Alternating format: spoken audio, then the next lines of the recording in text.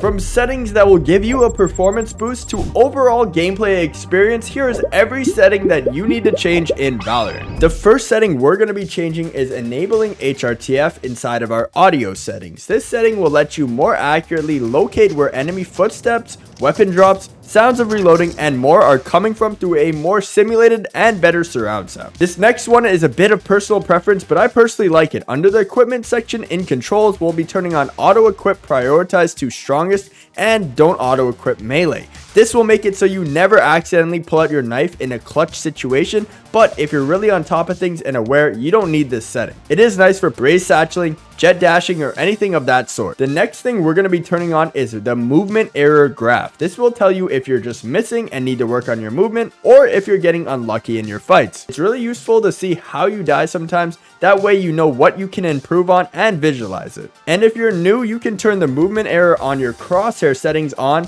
to see when you're inaccurate, which could be pretty useful for someone who just started playing. But it's pretty distracting for someone like me, so I just prefer the graph. Something everyone should be using though is the Valorant Tracker app. There's tons of analytics and statistics that you can use for your own benefit inside, like seeing your best performing maps, best performing agents, and what weapons you perform best with. By far, one of my favorite features is seeing my teammates' statistics when I load into a comp game. That way I can figure out what I want to pick in the agent select menu better. Or I can see if I'm in loser's queue by seeing my teammates' wins and losses in their last 10 games. You can actually see your live statistics right below the leaderboard when you press tab. This is nice for seeing if you're actually having a lot of impact in game despite what the leaderboard says. This can help pick up my confidence more often than not. And in the app, you can see who on your team was queued together using these colored bars. The same color will indicate players that are queued together, while no bar means they're solo. Something else I personally found interesting in the tracker app was the trends tab. You can see any stat here tracked day by day, and as someone who likes statistics, this tab is pretty cool for seeing where I'm improving or lacking.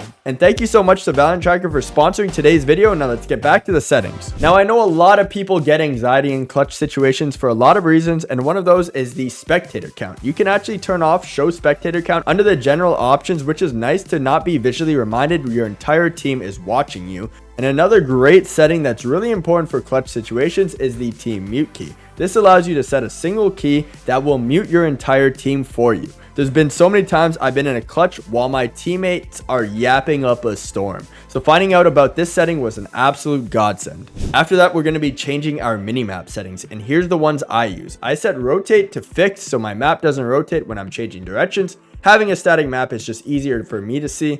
Fixed orientation just changes the direction the map is facing based on what side you're on. And then turn keep player centered off so your map doesn't move much. I set my minimap size to 0.8 and my minimap zoom to 1. And then I set show map region names to always, which is just a visual thing for me. But if you don't know the callouts, you can open up your map and see them, which is nice with this setting. These are all of my map settings, but at the end of the day, it is personal preference. But I do think it's important for you to be able to see the entire mini map no matter where you are without having to actually open the map. That'll help you a little bit with game sense and knowing when to rotate even when your teammates are no calming. Next, let's talk about the crosshairs that you guys can use. I made an entire video on this if you guys are interested, but for the sake of this, I'll show you guys a few that I like and helped me rank up. If you like any of these, I'll leave these crosshair codes in the description. First, we got a crosshair for one of the GOATs, MIBR Aspas. This one's a pretty simple 1322 inner lines crosshair with everything else turned off. I think this is one of the best crosshairs in the game because it's all around good, small, and not distracting. I used a 1322 for probably 2 years straight when I started Valorant. After that, we got the simple dot crosshair from Zekken, who's arguably one of the best duelists in the world. He uses outline on at opacity at 1 and thickness at 2. Center dot is on with center dot opacity at 1 and thickness at 2.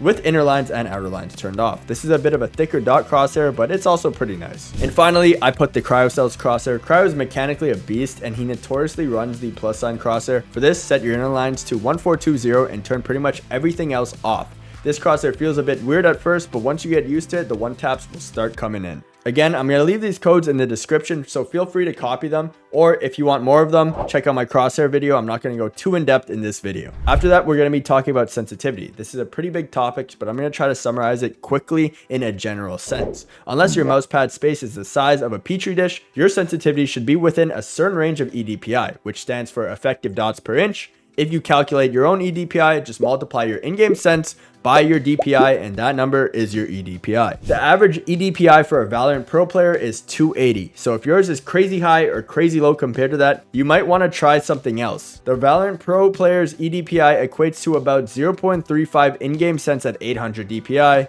0.175 cents at 1600 DPI, or 0.7 at 400 DPI. Again, you don't have to copy this specifically, but it'll give you a good range to start at, and then moving up and down depending on how you're aiming. If you're under flicking or over flicking is important. And if you don't know how to figure out your DPI, just download the software for your mouse and it should tell you in there. Sensitivity is mostly personal preference, but I'd recommend trying out an eDPI of 280 and raising and lowering it to your preference, since a lot of players don't actually have sensitivities that they can properly control. I get tons of comments telling me that they're playing on 18,000 eDPI, so definitely get in the right range and move from there. The way you can figure out if you can control your sense is going into the range, trying to track the bots while they're on strafe. Once you can track them somewhat accurately on strafe, I'd try out that sensitivity. Just make sure you can do a 180 with your sensitivity no matter what, in case you're in a tricky situation where you need to shoot a fade eye, shoot a silver dart, or even just 360. One last thing about sensitivity is that arm movements are more accurate than wrist movements. So if your sensitivity is incredibly high, it's hard to be as accurate as someone who's using a normal or low sensitivity, since you're most likely using your wrist to flick. The next setting entirely depends on your polling rate of your mouse. If your mouse has a high polling rate, you're going to want to turn on raw input buffer under the general settings.